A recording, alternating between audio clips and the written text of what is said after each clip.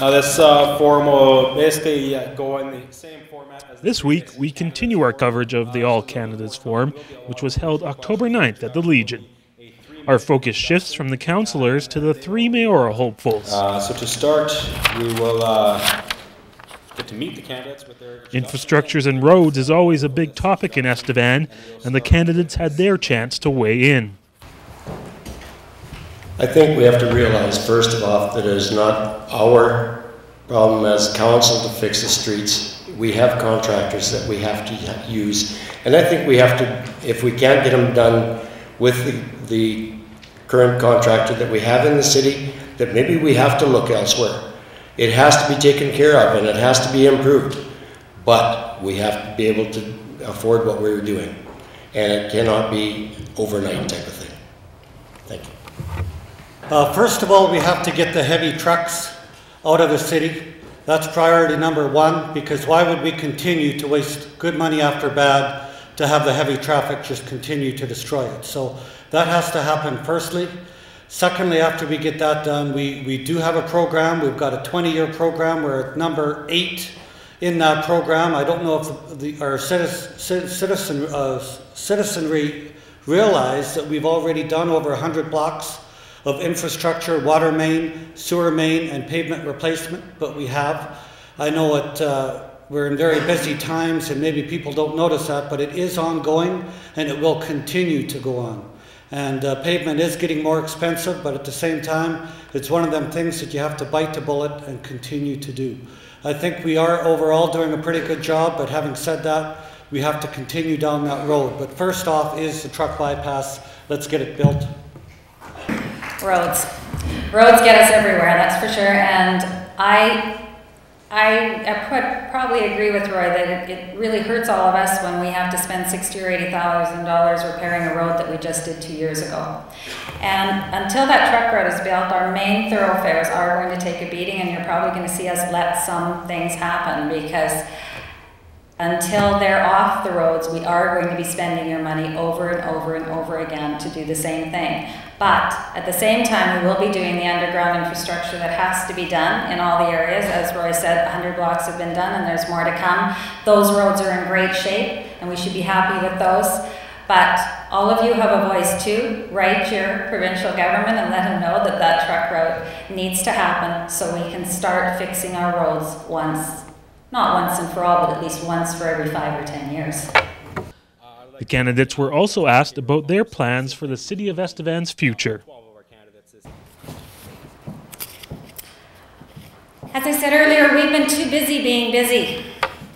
We have to take the time it takes to step back, to look at where we are, look at what we have for existing plans, do a gap analysis, in other words, fill the holes where there are holes, and formulate a vision with a detailed plan, and then set out to execute that plan. We want to develop a plan that meets the requirements of a growing city, but still aligns with the community and its citizens. We aren't the same city we were 5 years ago. We certainly aren't the same city we were 10 years ago, and we can't manage it the way we did 5 or 10 years ago.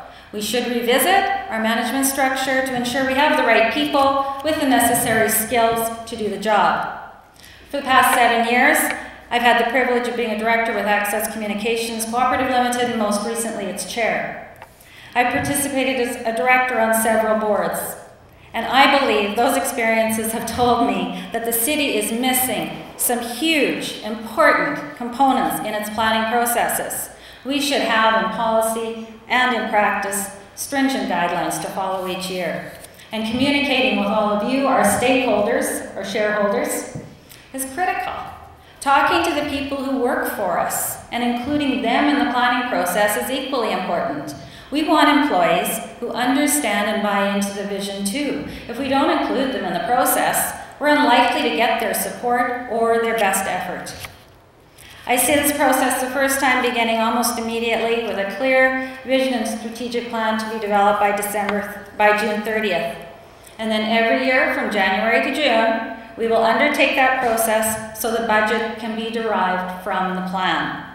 I certainly don't know everything. I'm not good at everything, and I'm not going to pretend to be. But I believe I'm the right person to coordinate the effort, to ensure that the city has a plan that we all understand and believe in. And it's time to get our financial house in order and hold our management to account.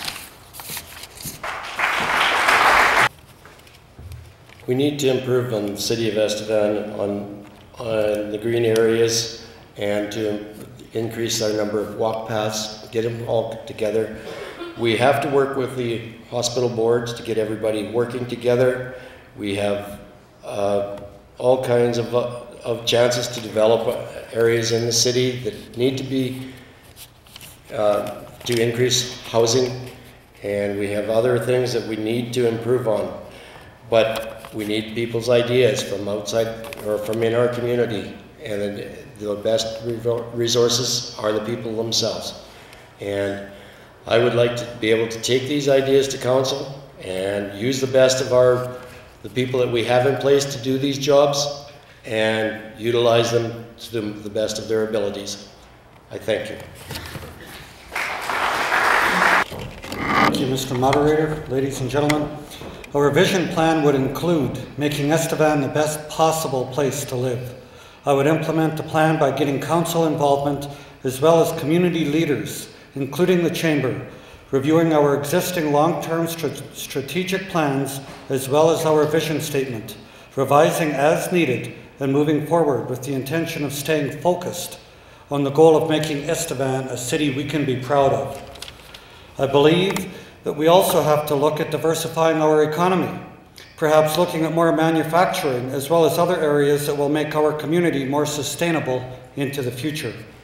We also have to look at new revenue options for the cities through working with SUMA. We have to look at rebalancing the distribution of the revenue sharing pool, which we have with the province. Urban infrastructure is one of the largest challenges all cities face. We have to continue dialogue with the federal government as well as the province to obtain the needed revenue to enable us to continue with our infrastructure projects. Thank you. Don't forget to head out and vote October 24th. For EstevanMercury.ca, I'm Reese Kelso. Okay, well that about wraps